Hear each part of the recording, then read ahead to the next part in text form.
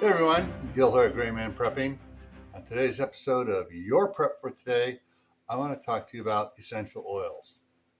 Now, some of you guys are going to be rolling your eyes at this. What's some girly thing that we guys don't need to worry about that, really? Yeah, you do.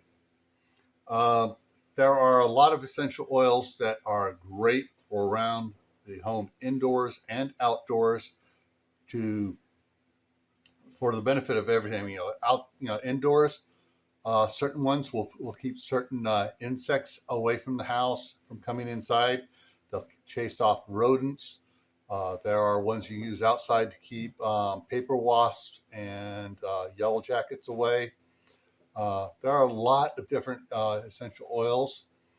The one just popped in my head just now about the orange oil.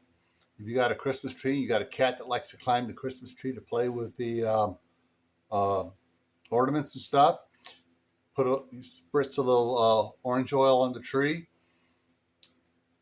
Chases 99% of the cats away from the tree.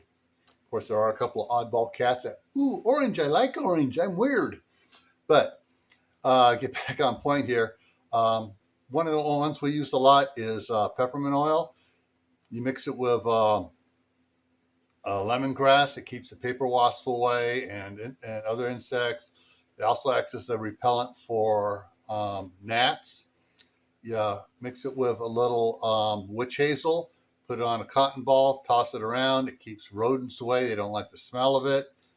But plus, it actually just makes the house smell better. We don't know where this one came from. This is some wintergreen that somebody gave us. But we have several others as well. My wife has a little box with all the different types of essential oil she uses.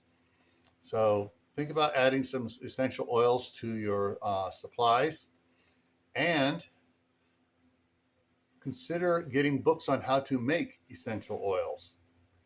That way you don't have to spend so much for them.